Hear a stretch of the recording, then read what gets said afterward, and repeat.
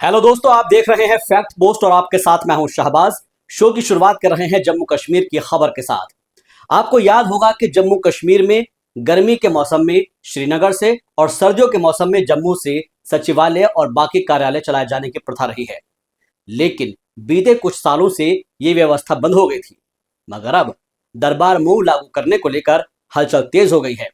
इस खबर को हम आपको तफसील से बताएंगे, लेकिन उससे पहले आपसे गुजारिश है कि अगर आपने अभी तक मेरे चैनल को सब्सक्राइब नहीं किया है तो जल्दी से सब्सक्राइब कर लीजिए ताकि आपको लेटेस्ट अपडेट्स मिलते रहें। आइए अब खबर पर वापस लौटते हैं और बात करते हैं दरबार मूव की। सबसे पहले उन लोगों को जानकारी दे देते हैं जो दरबार मूव से अनजान हैं।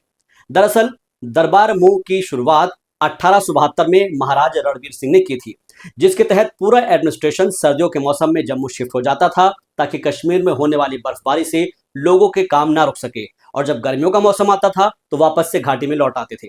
इस तरह से जम्मू रीजन और कश्मीर रीजन के लोगों के साथ कनेक्टिविटी भी बनी रहती थी।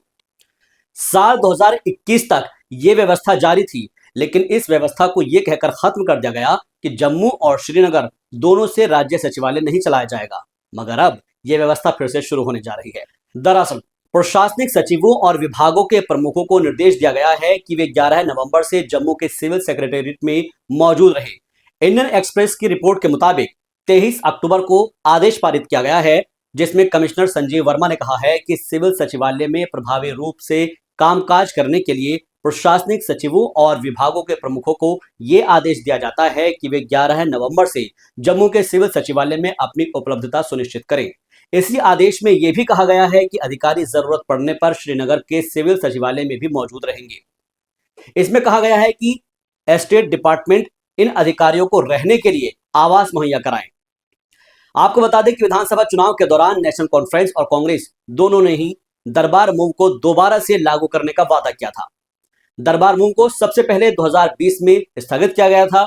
उस वक्त कोरोना महामारी का हवाला दिया गया था, लेकिन साल 2021 में यह घोषणा की गई थी कि प्रशासन ई ऑफिस की तरफ बढ़ रहा है और इसीलिए साल में 2 बार सचिवालय के ट्रांसफर की व्यवस्था को खत्म किया जाता है। मगर अब चूंकि सरकार बदल चुकी है, जम्मू कश्मीर में सत्ता बदल चुकी है, तो निजाम भी बदलेगा। लिहाजा जम्मू कश्मीर में 10 साल बाद हुए विधानसभा के चुनाव में नेशनल कॉन्फ्रेंस गठबंधन को जीत मिलने के बाद अब बारी है जनता से किए हुए वादे पूरे करने की। ऐसे में सरकार बनते ही उमर अब्दुल्ला एक्टिव हो गए हैं और पहले ही कैबिनेट में उन्होंने जम्मू कश्मीर को पूर्ण राज्य का दर्जा देने के लिए प्रस्ताव पास कराया है और अब दिल्ली जाकर पीएम नरेंद्र मोदी और गृह मंत्री अमित शाह से इस प्रस्ताव को लेकर मुलाकात भी की है ताकि जल्द से जल्द स्टेटहुड की वापसी हो सके। स्टेटहुड के मुद्दे पर अपनी बात रखते हुए मुख्यमंत्री उमर अब्दुल्ला के सलाहकार नासिर असलम वानी ने कहा कि जम्मू कश्मीर में दोहरे नियंत्रण के तहत व्यवस्था नहीं चलाई जा सकती, जहां मुख्यमंत्री एक क्षेत्र पर ध्यान केंद्रित करते हैं जबकि एलजी सुरक्षा संभालते हैं। उन्होंने कहा कि जम्मू कश्मीर अन्य राज्यों की तरह नहीं है। हमने लोगों से वादे किए हैं और हम वादों को पूरा करेंगे। सरकार को राज्य का दर्जा बहाल करना चाहिए।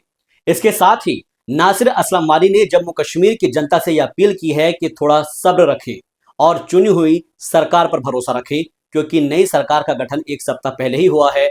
ऐसे में सरकार अपने वादों को लेकर एक्शन मोड में है।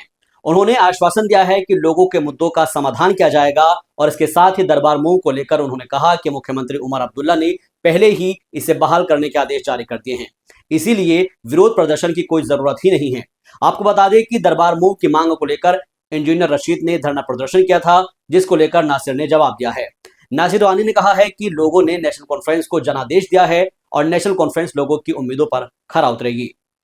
तो ये था जम्मू कश्मीर को लेकर लेटेस्ट अपडेट। अगर आपको ये जानकारी अच्छी लगी है तो वीडियो को लाइक कीजिए, चैनल को सब्सक्राइब कर लीजिए और कमेंट बॉक्स में लिख दीजिए फैक्ट पोस्ट।